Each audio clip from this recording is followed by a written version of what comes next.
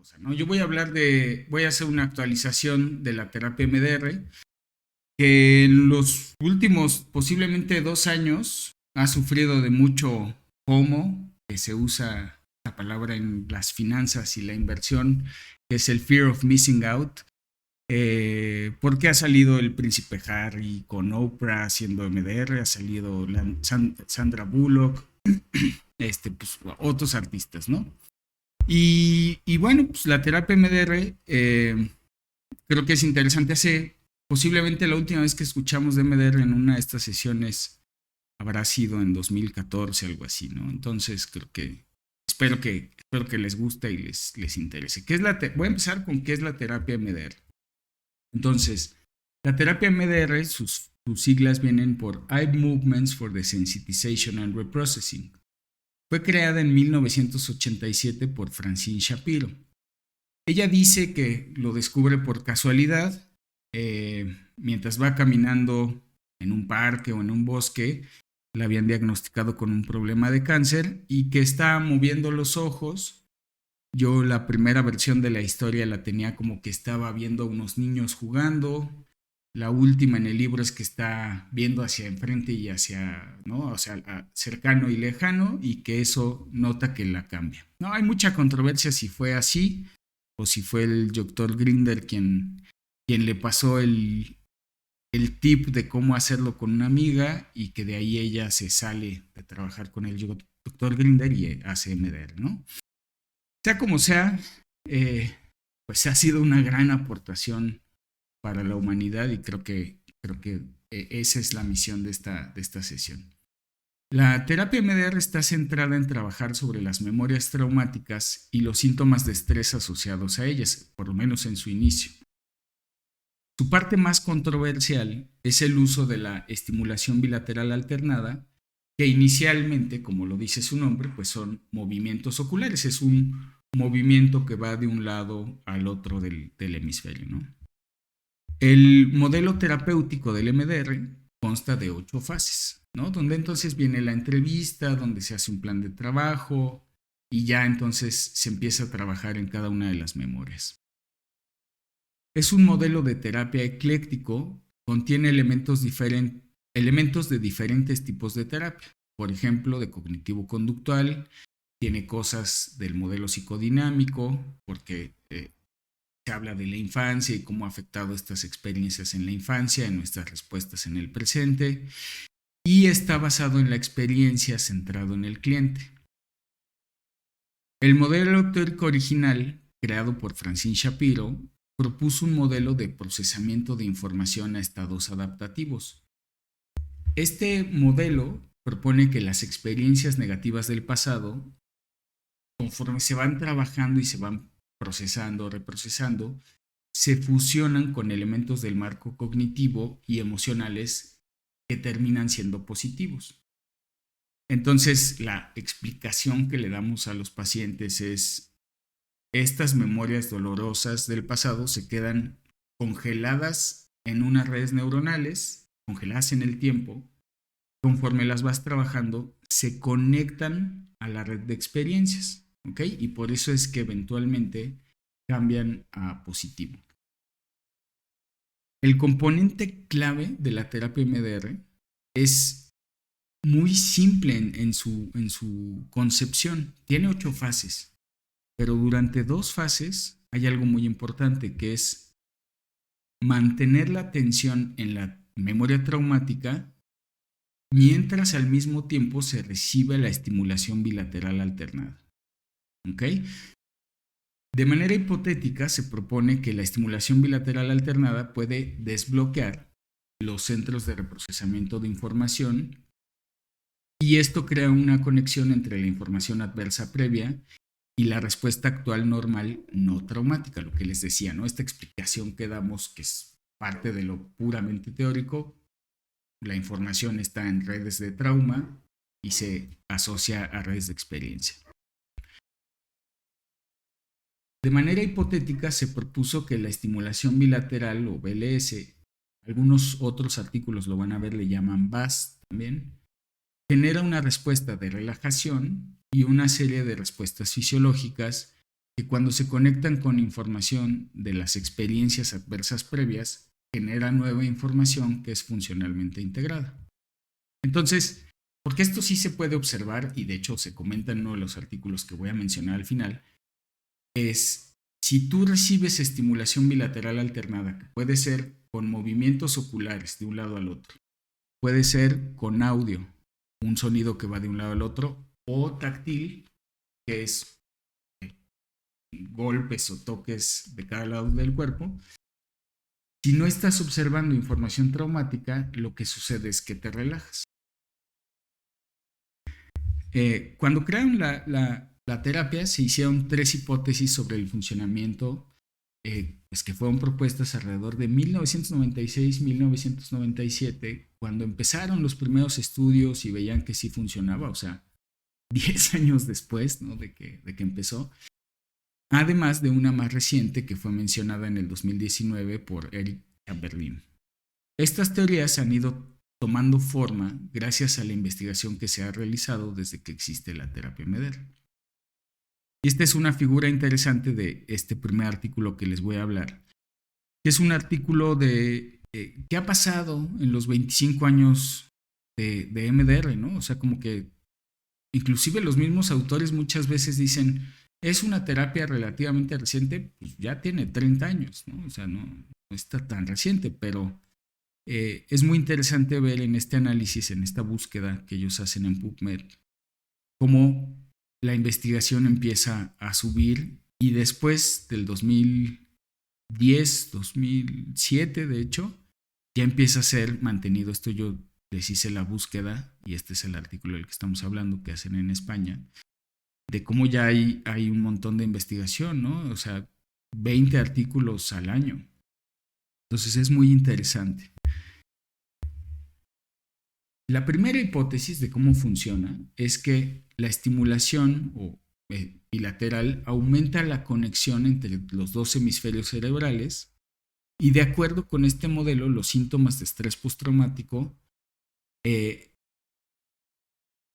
generan porque hay una falla al procesar la memoria episódica, ¿no? Entonces, cuando empieza a haber estimulación, hay interacción entre los 2 hemisferios, aumentando la activación y conectividad neuronal, promoviendo el procesamiento de información.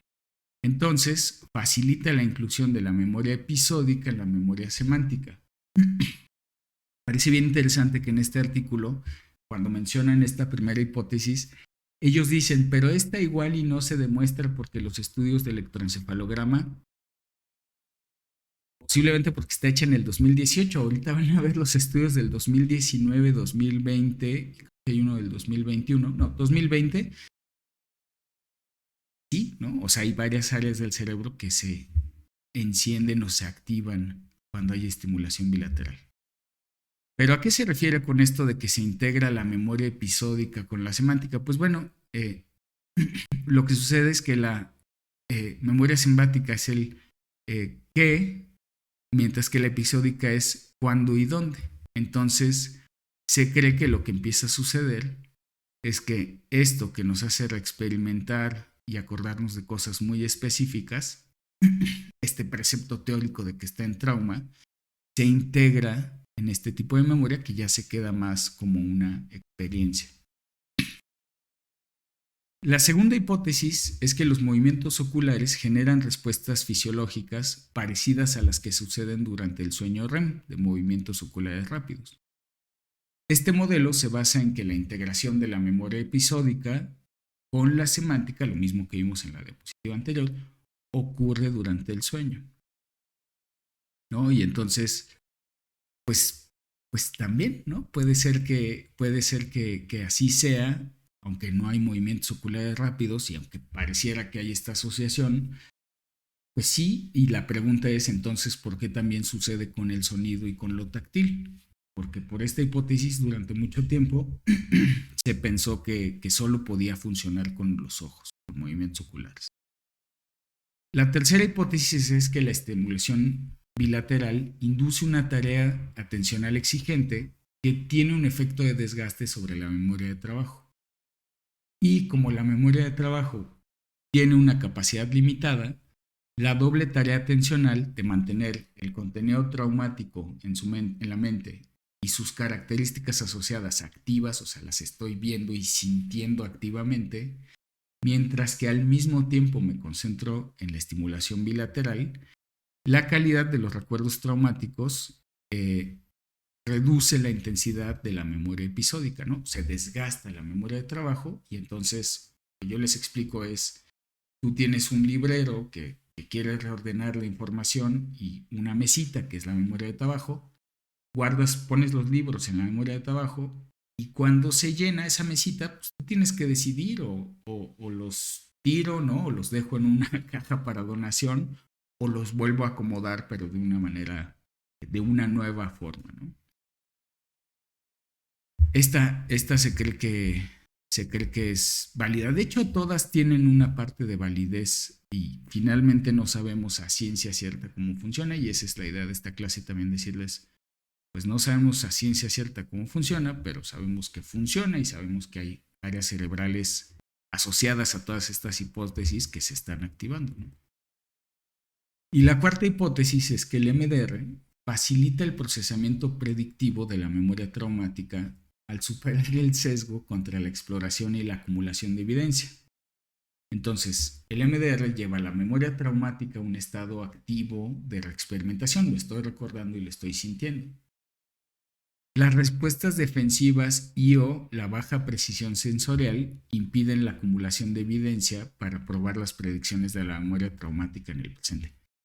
Básicamente el tema es este, ¿no? Es mi cerebro tiene un modelo predictivo donde va almacenando información y me dice, cada vez que suceda algo así o haya estos elementos, va a pasar esto, ¿no? A nuestro cerebro le encanta predecir, por eso hay todo el tema de las apuestas, ¿no? Y todos estos sesgos, el falsacionismo y todo. Y cuando se sucede la estimulación bilateral y el protocolo MDR, primero aumenta la intensidad de esta información negativa y cuando termina la estimulación baja de manera importante y entonces como que el cerebro, este es el precepto teórico, dice, pues me activé, me sentí así tan intenso, pero pues no está pasando nada, ¿no? Y al final pasó esto y esto otro. Y entonces cambia la información a positivo y esa base de datos empieza a cambiar y el modelo predictivo comienza a cambiar teniendo unas respuestas más adaptativas. Pues, lo escribí. Se me olvidó que no tenía escrito. Pero bueno, es básicamente esto, ¿no? Se cambia el modelo de anticipación de respuestas con información positiva.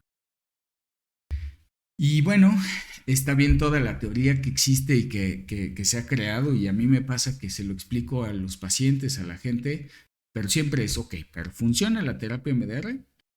Otras preguntas que he recibido es, ¿me vas a curar con sonidos? Otra muy común es, ¿no me hace daño estar recordando todo esto? Porque para que esto funcione, y ahorita lo vamos a ver, necesita dos cosas, y es que se active la memoria traumática y que se sienta, ¿no? Que haya estimulación bilateral. Entonces, hay una parte muy intensa donde se siente más y pues la gente se espanta.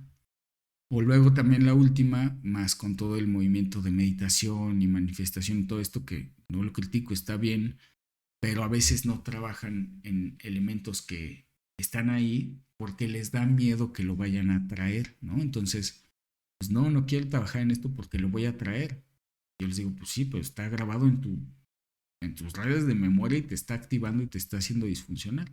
En este artículo de revisión de 25 años, hicieron una tabla donde solo agruparon los que tienen un Haddad 3A5 que les da una mejor elaboración, digamos, de cómo ha funcionado, ¿no? El MDR, qué respuestas ha dado. Aunque todos estos de 3 son válidos, están bien, me voy a detener a mencionar solo los de 4 y 5 por cuestiones de tiempo. Entonces, por ejemplo, 1997, nivel Haddad 5, 33 personas MDR, 34 un tratamiento convencional, les hacen 3 sesiones, les aplican estas escalas de estrés postraumático y de perturbación Y el MDR muestra una mejoría significativa que el grupo de control en las medidas de estrés postraumático, depresión, ansiedad y síntomas generales. En el seguimiento, los resultados permanecen estables, ¿no? 3 sesiones. 1998, Haddad 5, 30 MDR y 30, un grupo con MDR 30 y un grupo con escucha activa. 2 sesiones durante 3 meses, 3 meses. Se le aplican escalas igual, de estrés postraumático, de ansiedad, de depresión. Y el MDR mostró mejoría en la ansiedad, depresión, en el autoconcepto y en los síntomas de estrés postraumático, pero después de 3 meses la diferencia se redujo, ¿no? O sea, por lo que yo entiendo de este resumen es que se acortan las distancias. Yo lo pienso pues, con solamente 2 sesiones, ¿no? Estos no, son 3. 2002, Haddad de 4, y aquí compararon MDR, exposición prolongada con reestructuración cognitiva y lista de espera, ¿no? 10 sesiones, todos, 15 meses, se aplican las siguientes escalas. El MDR y la exposición prolongada son más efectivos que la lista de espera. El MDR muestra una mayor reducción en depresión y un mejor funcionamiento social después del tratamiento. Después del seguimiento hay una ligera ganancia en síntomas depresivos. 2003, Haddad 4, MDR 19, exposición prolongada 22 y relajación 19, 8 sesiones. Se aplican iguales, las mismas escalas, parecidas. La exposición prolongada produce mejoría significativa en la evitación de síntomas y la reexperimentación. El MDR y la relajación no son diferentes en eficacia o velocidad, ¿no? 2005, Haddad 4, 20 MDR, 20 exposición prolongada, 20 lista de espera, 9 sesiones, 6 meses. El MDR y la exposición prolongada son igual de efectivos en depresión, disociación y ansiedad después del tratamiento y en el seguimiento. Ambas son superiores que la lista de espera. La lista de espera platican con ellos, no, o sea, sí les hacen una especie de intervención, pero nada significativo. Está interesante, que es el primero, que yo sepa, es el único que ha comparado MDR con medicamento, que lo hace Van der Kolk, que ahora es muy famoso Van der Kolk porque hizo un libro que se llama The Body Keeps the Score, el cuerpo lleva la marca, es del 2007, Haddad 5, MDR 29, Prozac 19, placebo 29, 8 sesiones. Aquí, Prozac 8 sesiones, pero los compara en 6 meses y muestra que el MDR es superior después del tratamiento y también el seguimiento, reduciendo los síntomas de estrés postraumático y depresión. Aquí, ojo, es comparando MDR y Prozac contra estrés postraumático, no contra depresión, ansiedad, o sea, no contra un trastorno depresivo mayor, ansiedad generalizada, sino cuando hay pacientes con estrés postraumático como diagnóstico principal y que pueden tener síntomas ansiosos y depresivos, que eso es normal, recurrente o habitual. Haddad de 5, 2007, MDR 13, lista de espera 11, 5 sesiones, lista de espera 8. El MDR tiene mejoría en el estrés postraumático después del tratamiento, así como en ansiedad y depresión. Los resultados se mantuvieron estables durante 35 meses. 2011, 5, MDR 23, técnicas de expresión emotiva 23 y 23, 8 sesiones en 3 meses. Las 2 intervenciones mostraron mejoría en beneficio terapéutico después del seguimiento, después de la intervención y el seguimiento, aunque los pacientes con MDR experimentaron cambios clínicos más pronunciados, ¿no? Y el último, 2012, el artículo es 2018, MDR contra una terapia ecléctica breve de 70 pacientes, 15 sesiones. Ambos tratamientos son igual de efectivos al reducir el estrés postraumático, indicando que se encontró que los efectos del MDR son más rápidos. Y aquí está toda la lista de escalas que se mencionan, aunque todas globalmente van enfocadas a lo mismo, ¿no? Entonces esto es interesante saber, ok, hay una revisión que se hace en los años donde se ha mostrado que MDR a veces se puede ver igual que otras terapias, muchas veces se reporta como mejor, entonces funciona, ¿no? Nuestro objetivo es decir ahorita, ok, esto funciona, comparado con otras cosas, a veces más rápido, a veces se sostiene mejor, pero funciona. El gran problema de la psicoterapia a la hora de hacerse estudios científicos, pues es que tiene mucha variabilidad, mucha subjetividad, pero el MDR tiene dos ventajas. Desde mi perspectiva, desde mi opinión, al ser evaluado, no solo en imagen, sino en otras cosas. Y estas ventajas son que existe esta fase 3 y 4 donde existe la estimulación bilateral, que es algo muy específico y que se puede aislar a la hora de hacer estudios científicos. Y la otra ventaja que tiene es que la atención es breve, entonces es una intervención breve. Entonces se pueden hacer estudios tan rápidos como los que vimos que reportan 2 sesiones, que están bien hechos, están bien reportados, pero se pueden hacer inclusive a 3, 6 meses y comparar con otras intervenciones y se puede estudiar, ¿no? Entonces vamos a entrar al lado de imagen. Este es un artículo del 2019 y entonces dice la mejoría del aprendizaje al miedo, a la extinción del miedo en estrés postraumático después de la terapia MDR con resonancia magnética funcional. Entonces, ellos dicen los modelos neurobiológicos del estrés postraumático implican deficiencias en el procesamiento del miedo en el mantenimiento del trastorno. El MDR es una psicoterapia eficaz en tratar el estrés postraumático y vamos a explorar los mecanismos cerebrales de los circuitos del miedo implicados en los síntomas de los pacientes después del MDR.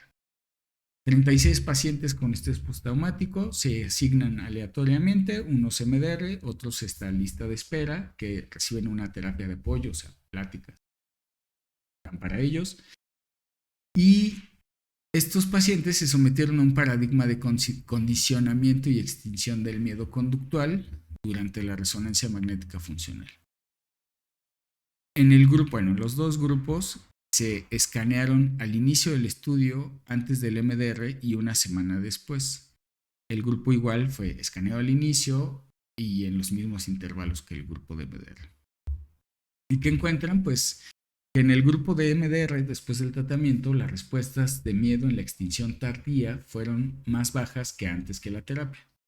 Al mismo tiempo, encontraron cambios significativos en la actividad funcional y en la conectividad en el grupo MDR contra la lista de espera durante la extinción tardía. Estos cambios involucran el circuito de miedo, amígdala, hipocampo izquierdo, el giro frontal inferior izquierdo y los campos del ojo frontal derecho y la ínsula, ¿no? Estas modificaciones funcionales subyacen a una mejoría significativa del aprendizaje de extinción del miedo. Entonces, les voy a presentar rapidísimo datos del estudio que fue, pues, hacen la selección de esta muestra está padre porque aunque hay exclusiones como en muchos artículos, finalmente, por ejemplo, excluyen pacientes con trastornos de adicción, pero si tienen medicamento los dejan siempre y cuando no lo cambien, ¿no? O sea, y si tienen síntomas depresivos o ansiosos también los dejan porque se asume que están relacionados a estrés postraumático y ellos dicen que intentan hacer una representación más parecida a la de la práctica médica, ¿no?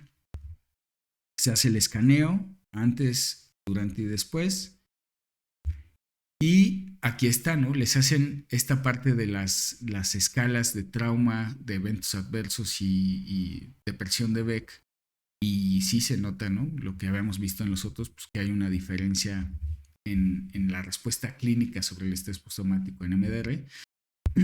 Pero este todavía es más interesante porque además les hacen un condicionamiento al miedo a estos pacientes. Los condicionamientos al miedo que les voy a presentar, que básicamente es el mismo autor, ¿no? En diferentes estudios, les pone toques, ¿no? Como los toques de feria, les dicen, dime cuál es el nivel al que lo toleras, que es molesto, pero es tolerable, o sea, no es agradable, pero no te hace daño. Los condicionan a toques y entonces ven qué pasa después del MDR, ¿no? O sea, qué sucede y pues la diferencia, aquí es antes del MDR y aquí es después del MDR, pues la diferencia sí es importante, ¿no? Porque entonces el MDR y todo este trabajo que hacen sobre los síntomas de estrés postraumático no solo hace efecto en el estrés postraumático, sino en el condicionamiento de miedo con estos toques, ¿no? Y esto es lo que nos muestra el autor, que es, hay dos cambios. Uno es en conectividad positiva. La amígdala izquierda en el grupo de MDR mostró una conectividad aumentada con la división posterior del giro temporal, una parte del lóbulo temporal. Y hay una conectividad negativa que a veces se corta la comunicación. En el grupo de MDR se encontró que la comunicación disminuyó comparado con el grupo control entre el hipocampo izquierdo y el lóbulo parietal superior izquierdo, y entre la ínsula derecha y el área entornal, corteza entornal ventral derecha.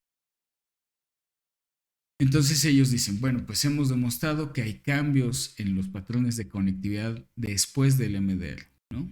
Y esto es en la fase de extinción, al final de la fase de extinción. Por las posiciones anatómicas y las relaciones funcionales entre la amígdala y el lóbulo temporal izquierdo, pues creemos que eso ayuda porque están involucradas en el procesamiento emocional como parte del sistema límbico extendido. Esta conectividad aumentada puede reflejar lo que sucede, ¿no?, cuando hay este condicionamiento del miedo. Y el MDR, ellos suponen o ellos dicen teóricamente que restaura la red entre la amígdala y el lóbulo temporal, que ayuda o participa en la extinción del miedo como un ajuste fino en el procesamiento de las áreas emocionales. Y también esto de que hay una conectividad disminuida entre el lóbulo parietal superior izquierdo y la ínsula derecha. Estas modificaciones en la conectividad pueden estar relacionados al desenvolvimiento de la ínsula en el procesamiento emocional y en el rol del lóbulo parietal superior en los movimientos acá. Siguiente año, porque este fue 2019, 2020, el mismo autor, como investigador principal, saca este artículo que es Rompiendo el código del MDR, ¿no? El reclutamiento de las memorias, de las redes sensoriales de memoria y emocionales durante la estimulación bilateral alternada, pero esta sí es con sonido, ¿no? Y me parece interesante porque aquí en el anterior se evalúa el MDR como una intervención terapéutica y aquí solamente la intervención de la estimulación bilateral. Un poco lo mismo, la introducción, queremos saber qué es lo que sucede, cuáles son las áreas que están involucradas en la extinción del miedo en su evocación. Y aquí en este artículo o en este estudio incluyen a 38 sujetos, pero estos son sanos. Y a estos sujetos les hacen 2 resonancias magnéticas funcionales en 2 días consecutivos.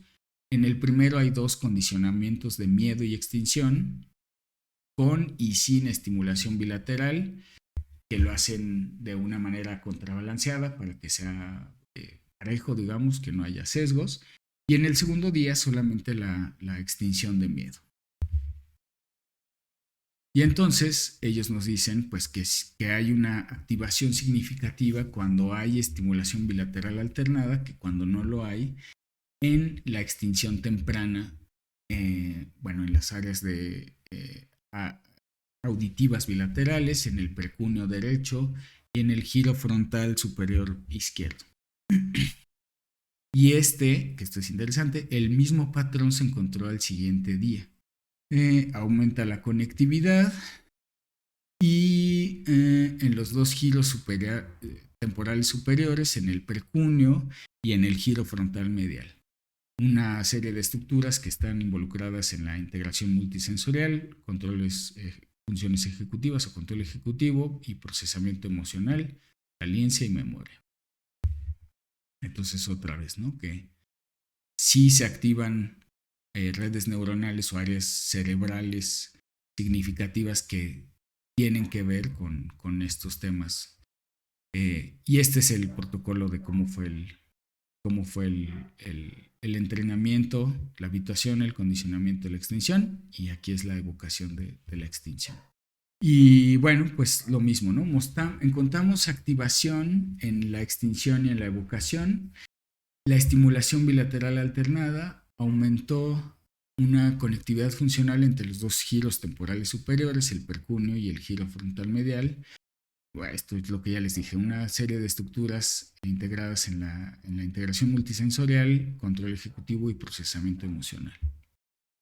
Estos cambios en conectividad podrían ser el core, lo central, la parte central del funcionamiento de la terapia MDR, ¿no? La desensibilización de emociones, percepciones, sensaciones y cogniciones negativas, ¿no?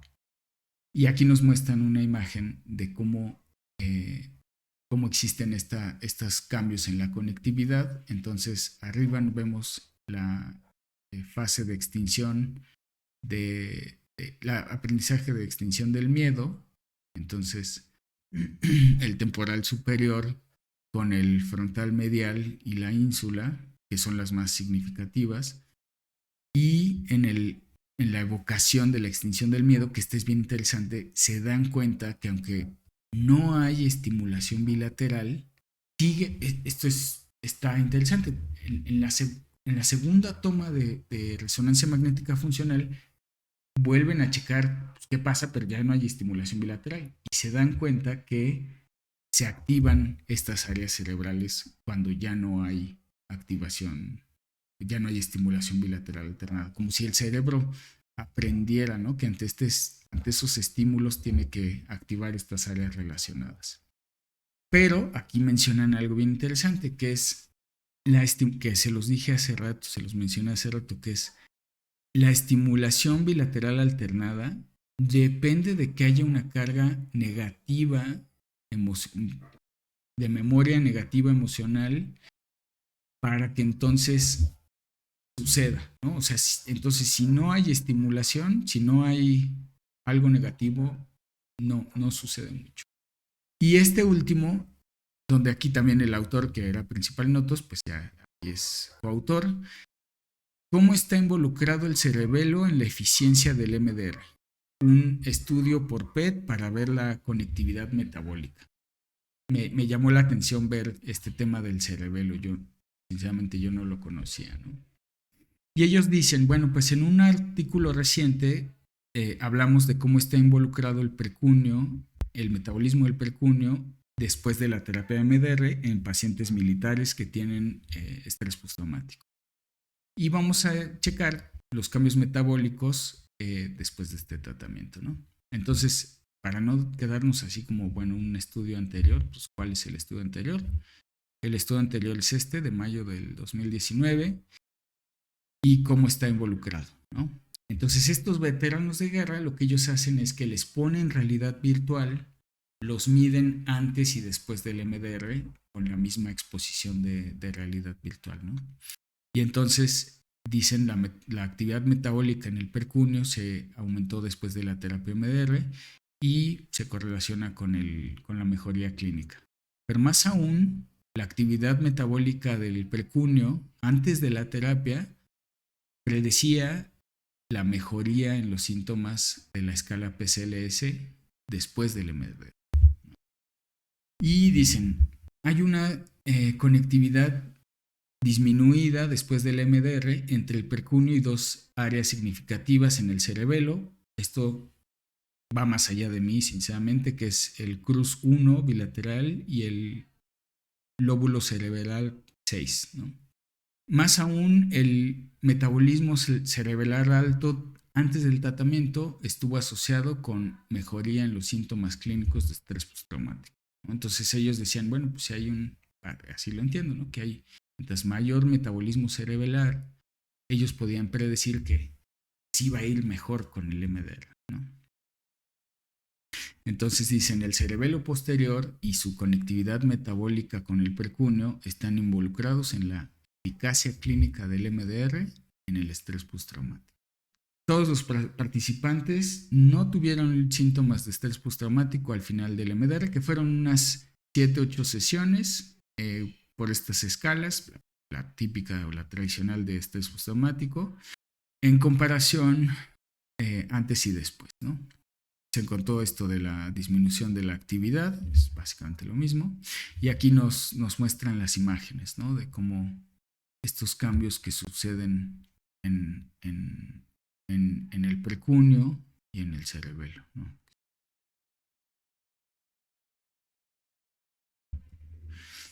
Entonces dice, nuestro estudio muestra que la remisión de síntomas de estrés postraumático después del MDR se refleja por una disminución de la conectividad entre el precúneo y el cerebelo posterior. Esto que un metabolismo cerebelar antes del tratamiento se relacionaba. Estos resultados muestran que el cerebelo posterior y su conectividad con el precúneo podría estar involucrada con los síntomas de estrés postraumático y la evolución de las memorias traumáticas después de la terapia. El precúneo, que se ha visto como ser una estructura, la única estructura con metabolismo aumentado después del MDR, está implicado en el condicionamiento del miedo y la regulación de la extinción, un mecanismo que se altera en el estrés postraumático. Se cree que la gente que tiene esta parte alterada son los que han de desarrollar estrés postraumático y también, aunque también tienen más valencia emocional, ¿no? Positiva. Posiblemente por eso se afectan más, pero el precúneo y el cerebelo también se describen como dos áreas cerebrales que están involucradas en el estrés postraumático en un estudio de resonancia magnética funcional, y su activación de base se relacionó con la mejoría de los síntomas de estrés postraumático. El cerebelo posterior está está dedicado a funciones cognitivas, incluyendo la memoria de trabajo, el lenguaje visoespacial y funciones ejecutivas. Entonces, eso, pensándolo con estas hipótesis que a mí me parece fabuloso, ¿no? Estas hipótesis de 1996, cómo estos estudios nos comienzan a dar un poco de luz hacia dónde, cómo y por qué podría estar funcionando.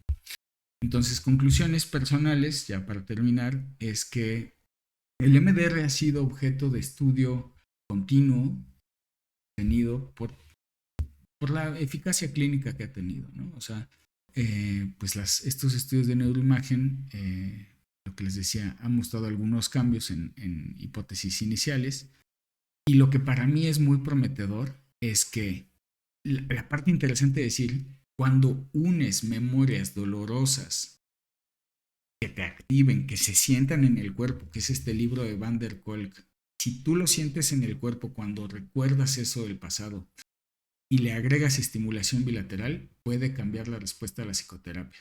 Y a mí me hace plantearme y pensar, conforme tengamos más evidencia, yo creo que otras áreas de la psicoterapia, otros tipos de psicoterapia lo van a ir agregando esto de la estimulación bilateral alternada, porque pues tenemos evidencia de que hace cosas, ¿no? Disminuye cosas, conecta cosas, desconecta cosas, ¿no? Bueno, pues con esto termino. Muchas gracias. Entonces, dudas, preguntas, comentarios.